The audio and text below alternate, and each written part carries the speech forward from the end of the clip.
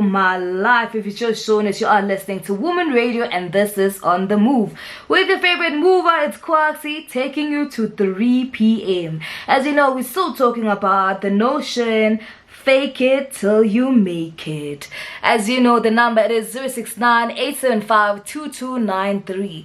So I did tell you what it means. So we do have some WhatsApp texts from our people, our beautiful movers. So Cristo is like, I don't mind the expression fake it till you make it, but it rubs some people the wrong way. The word fake injures up impressions of fraudulent, misleading, and dishonest. Ooh. Alright, you are right. And then this other mover's like, there is enough science behind the notion of fake it till you make it to actually be a useful resource. Don't discard it just because it sounds simple. It is not. You just need to learn how to do it properly. True. The reason faking it until you make it works is because you decide to adopt the habits you would have if you were already there. How would the person you want to show up for themselves, show up at work, show up for their partner? Start those habits and you will be there in no time. You are so right, Kevi. And we have this other mover. She's saying fake it till you make it is literally the concept of manifestation. And are you not right? Are you not right? Because it definitely is the concept of manifestation. And as you know, but I just want to find out from you, have you ever faked it till you make it? How has that been working out for you? Is it working? Are you literally living in the notion of faking it till you make it? Is it working for you? Because I want to know. I really want to know. Because a lot of people are saying it's just kind of like, it feels like a type of way of being dishonest.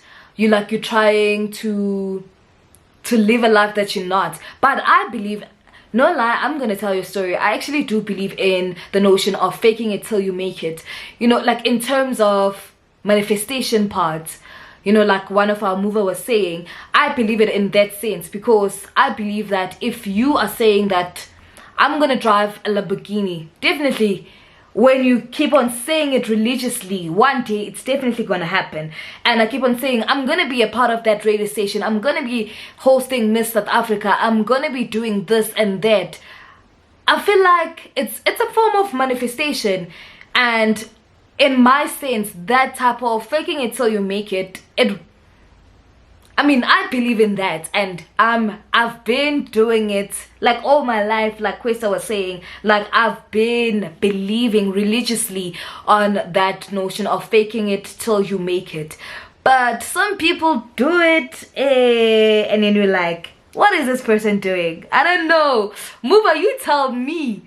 Like, do you believe in this notion? Because, like, I feel like sometimes people overdo it, and they do some and you're like, what is this? What is you doing with your life? You know, but you know, like as the mover was saying, like, it's when you are doing it and it's like an honest thing, you know, like it's like you're manifesting your life. You're speaking it, it's like speaking it into existence, you know. Like, I am telling myself that I'm gonna own that bag. This is gonna happen for me, you know. That is what I believe in, you know. So some people are saying this is some of the things that you can actually, the different ways you can, that can assist you, you know, like in faking it till you make it. Number one, it's act as if.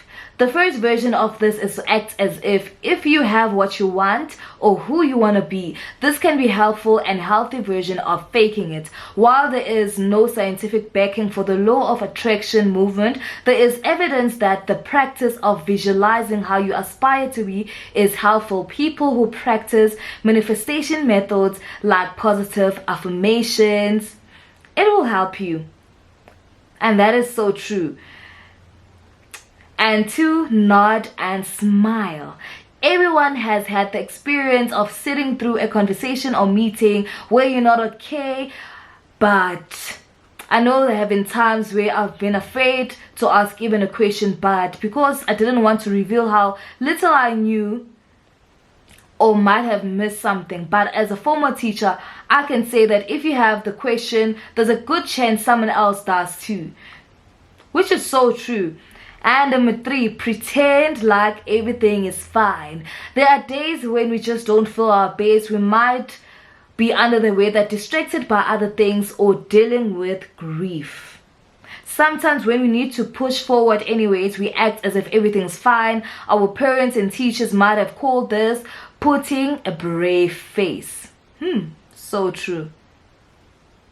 And definitely, I feel like those were like it's what we are doing like nowadays religiously, you know, like smiling and making sure that everything is fine, because sometimes you need to put your best foot forward, and like sometimes you are feeling it, you are going through it, but you have to wake up and do the work. You don't feel like waking up today, but you gotta wake up and do your work. You gotta get up, like, because the movers, you are there, you wanna listen to a show, a killer show for that instance. Like, you don't wanna hear me crying and all about that. So I feel like in that sense, like the notion of faking it till we make it, it's like we've been living through it. Sometimes we don't know like that we've been living through it. It's just that sometimes we're like, you know, when someone is talking about it, it's like, you know what, I've been actually doing this. This is what I've been doing. So, movers, if you have anything you'd like to say, the notion of faking it till you make it, it is 069-875-2293. It is 069-875-293. It is the beautiful sounds of Asha featuring Alicia Keys with My Boo. Sounds of Miguel with Sure Thing, and of course KO with Candela featuring Nandi Madida. As you know, we are still talking about the famous notion, fake it till you make it. And we still have movers commenting on that topic. Let me just read what the movers are saying. It's saying, don't fake it till you make it. That's BS advice. Face it till you make it. I mean, that's true. Very, very true. Alright, Ellison is saying, fake it till you make it. Somehow it works because you are faking it. You barely notice that time is passing and everything is okay once again. True. And another mover is saying, while fake it till you make it works for some, it's not the solution for everyone. Stand up, own your value, and show the world what you bring to the table. You never know when an opportunity is lurking nearby. Imagine faking it and missing out on your moment. Authenticity matters. And are you not right? Because you definitely are right. And Jim is like, don't fake it till you make it. That's you know, the trash can, he's like, that's the trash can advice. Face it till you make it. It's like you and Mr. 11 are in the same room right now, because you're saying exactly the same thing. Alright, Chris is like, I don't mind the expression fake it till you make it, but it rubs some people the wrong way, because the word fake conjures up impressions of fraudulent and misleading mannerisms. Interesting. Very interesting. Alright, so we have people who are saying that the fake it till you make it notion does not work in some sense. You just have to be real, be honest, and be who you are, and do not let you living in the fake life miss out in the opportunity, or opportunities rather, that you might be actually getting along the way while you're still faking it. Your things might be coming, and when you're not even seeing them, because you're still living in that fake life. But I don't know, what do you think, movers? Do you think sometimes we get lost in the faking it, and we are literally not living in our true sense? What do you think? All right, Steph is like, exactly. Sometimes you just have to fake it till you make it. Confidence can take us a long way. True. Very, very, very true.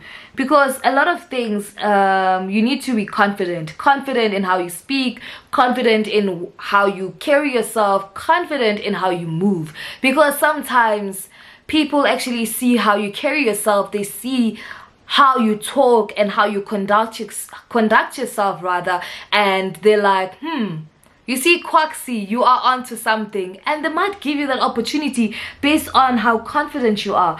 And sometimes we just don't realize how important it is to actually be confident in life. You know, that's what you need to do. So Blocky is like, the notion of fake it till you make it has been praised as a recipe for success, but is it really? It's putting up a facade really the key to success, or is it just a false sense of positivity masking deeper insecurities and struggles? Ooh, you're onto something there, mover. But I don't know what the movers think. Do tell us. You know the number. That is the sounds of Adele with Love in the Dark. The only guy that can make people sell their kidneys, their eggs, their chickens, and their houses. I mean, I was even thinking of selling my house, and I don't even have a house. Can you imagine? It is Chris Brown with Deuces. If you just joined us, you are listening to On The Move on Woman Radio. You know our number, it is 069-875-2293.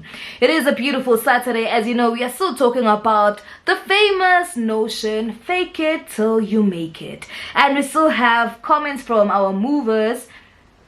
So Mr. Glenn Andrews is like, the saying of fake it till you make it, it doesn't mean don't be real. It means to have the vision and courage to step into your future self, connect with your power, believe that you are already successful, step into it, become it, own it, be it, live it.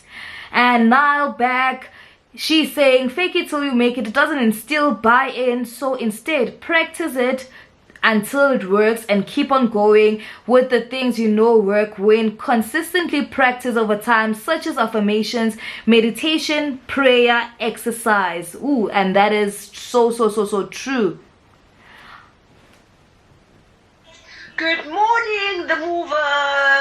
How you doing? My name is provoking. I'm a life mind coach, a woman empowerment ambassador, and South African Heroes Awards second runner-up winner. Fake it till you make it. I wouldn't be where I am today if it wasn't for that phrase. But you know what they mean? They don't mean that pretend to be somebody you're not, or pretend to give yourself a lifestyle that you can't afford. It just literally means the mindset, you know. Play it in your mindset as if you already received it, you know. The attitude, your presence, your confidence, play it as if you already received it. Be grateful, have gratitude every day as if you received it, and the rest will follow. But most people, you know what they do? They go out there, force the life that they want, and then in the end, in return, it's only anxieties and depression. Fake it till you make it means mentally create that life that you want mentally while working towards it. Hi, my name is Lisa, and I think faking it till you make it just means that you do everything you can, or you envision where you want to be. Even if you aren't there yet, you take steps in action to be where you want to be. For example, let's say you want to work at a corporate company, for example, and you're still working in like a small company that doesn't pay well. You would probably show up at that work, giving it your best, wearing suits, dressing as if you are already working where you actually want to work, you know. So I think that is faking it till you make it. In essence, it's just manifestation before the actual manifestation. Ooh, thank you so much, my movers. And isn't that the case? You know, like acting like you are already there. You know, like it's the power of manifestation, you know, like living it and acting like it, you know. But the most important thing, it's the essence of being you. Because I feel like when sometimes you are faking it till you making it, sometimes people lose themselves and then they become the fake versions of themselves, and that is not what we're preaching here as a mover. You know, manifest it, live it, dream about it, become it. But do not forget that in all that, don't lose the essence of you, because that is what we are moving on. We move with who you are, and that is the true essence of a mover. Ladies and gentlemen, and that is the sounds of Mikasa with Mamela, taking us to 10 minutes after 2 o'clock. As you know, it's a beautiful Saturday where we are celebrating everything that we love. Movers, we're gonna be talking to this legendary woman. As you know, I'm all about giving people their flowers while they can still smell it, and this lady is no different. She is a SAFTA nominee. She has created one of the biggest ads in our lives. Literally, I know you have seen her work watching television and like on your phones even. Like, this lady is legendary. So ladies and gentlemen, put your hands together as we welcome the legendary queen. It is Miss Cindy Lee. Boom, boom, boom, boom. Wow. Wow, what a nice introduction. Thank you again. Oh, listen, don't tempt me now. Before we get into it, I just want to ask you, how are you doing today? Today I'm really good. It's a good day. Thank you for asking. Ooh, I'm actually sitting at my computer working on a treatment, but I'm good. I love working, so it's a good day. Listen, Yeah. It's like you were listening to the show, because today we're actually talking about all the things that we love. And, you know, looking at your work, you are such an inspiration. No lie. I just want to ask you, like, how do you do it? Because with you, there's a lot of commercials we've seen, but yours and your movies even, it feels like you're actually a part of it. How do you do that? Make a person be part of your work? Well, you know, I mean, I've just been very grateful and very lucky because I grew up in the industry, I think. Yes. So I've always understood the importance of casting and how, you know, in order to make an audience stand up and watch your work and feel something, for me, it's really, really all about casting. Yes. Everything from my commercials to my short films to my TV series, you know, it's about engaging. And I always only want to make TV shows and movies that I want to watch. And I think that's also a really important thing. So I have to personally engage with the show if I'm going to direct it. Because I want to make sure that I'm part of the audience. So for a director, I think that's really important, to make sure you're part of you are the audience, and how would it resonate with me if I was watching it. Ooh, that's amazing. I mean, I know you're saying that you grew up in the industry, you know, like watching your parents do this. But you didn't start off as a film director, but you started out as a copywriter. Like, how did you actually, like, deviate from being a copywriter to now what you are? Well, I must tell you, Kwanele, I was one of those copywriters that I hate now. Really? Yeah, because I used to just get in the way all the time. You know, as a director, you have to, as a creative, you have to trust the director, right? Yes. And you write a script, you hand it over to the director, and you've got to let them do their job on set. You've got to let them at least direct a few takes, then see how it's going. Then maybe through the producers, is how you're supposed to do it, go and talk to the director and say, look, I love it, can we try this? But no, not me. I was that copywriter where after the first take, I'd go up to the director and go, no, that's not how I saw it. No, that's wrong. Oh my gosh, if I tell you, if a creative did that to me now, I don't know how I'd react. It would be very difficult. But no, I was very impatient, and I was always all over the director. So I was the kind of copywriter that, I mean, I was a copywriter for about 13 years, and the last 5 I knew I wanted to direct. So then I started irritating directors. Ooh, the last 5 years, yeah. Wow, that's amazing. And you're saying this because there's a lot of people that, you know, like they're doing something, but they don't love it, and for you to actually shame, man. yes, Yeah, it's hard. it Yeah. true. Like with you, how did you deviate to actually finding something that speaks to you, finding something so meaningful, you know, like in your work, where you actually said out, like, you know what, I want to do this. How was the deviation for you? You know, I was really lucky. I was very lucky because, as I said, I started out as a copywriter. I was surrounded by actors my whole life. My Yes. mom, Mooneen Lee, was the very first agent in South Africa that, you know, represents all the best actors in the country. So Yes. I've always had a passion for the industry. And then I landed up doing copywriting because, you know, my mom said, do you want to come and work for me? I went, hell no. So copyright, and then I fell in love with storytelling because Wow. if you can tell a story in 30 seconds, you can tell a story in 2.5 hours.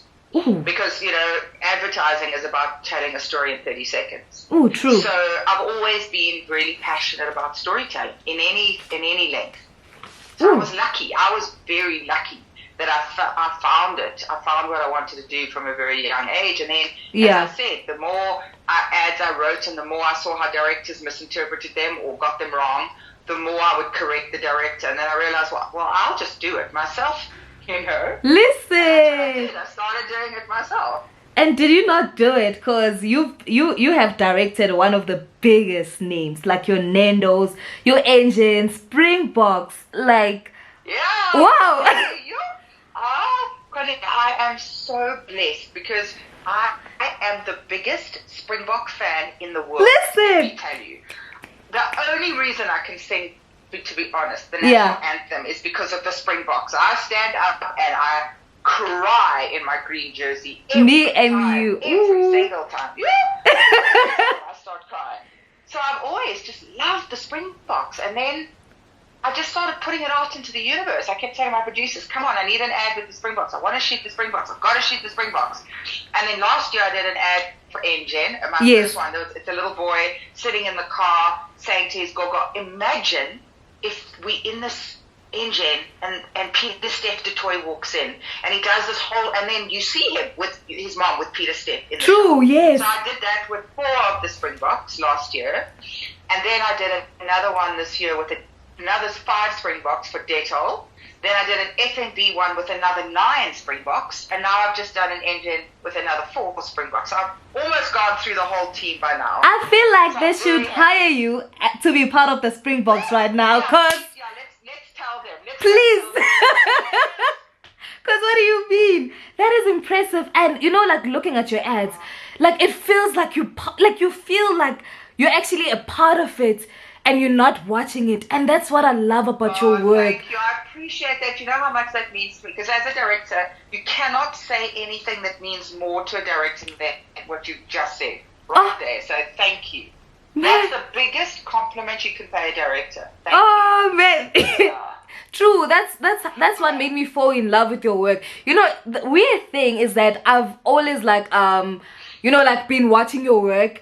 Until I realized that it's your work, I was like, there's no way. She's a lady. And look how impressive it is. She's a lady. Yeah, and can I ask you a question? Like, because a lot of things, they look at, you know, like film, like females, and they're like, a female could never do that. You're just a female, you know. But with you, you actually remove all the stereotypes, you know, for people to actually watch your work for your work.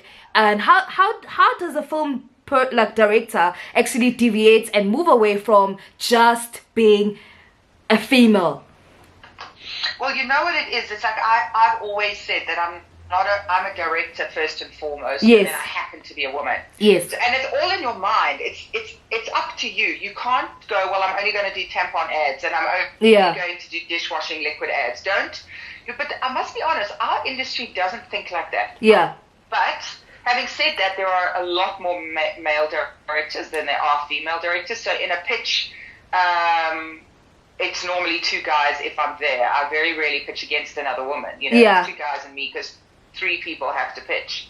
But I've never, ever, ever in my mind gone, I'm not going to get this because I'm a girl. I'm not going to get this because it's not my kind of board, or because I don't think my treatment was right. Yes. But it's really about your own head. You are your own worst enemy in any field, I believe in. If you think you can't do it because you're a woman, then you won't be able to do it. Ooh, and that is you so have to true. change your own headspace. Yeah. Ooh, that's Because true. honestly, it's about attitude, especially in this business. Yeah. You walk into a pitch and a presentation and you say to myself, I've got this, I can win this. And you present yourself as that. They don't care that you're a woman. Yeah. You know, I mean, I just spent 4 days with Sia Khaleesi and Eben Yes. and Cheslin and Beast. And we had the best fun on set. They loved every second of it. Not once did they turn around and go, well, what do you know about rugby? Or Imagine. every single, you know? Yes. They do that. That is So, you know, amazing. fake it till you make it. Don't tell anyone. Just do it. You would definitely listen. Ladies and gentlemen, we're gonna get back to the music, but if you have anything to ask our beautiful lady Miss Cindy Lee, do call us. It is 069-875-2293.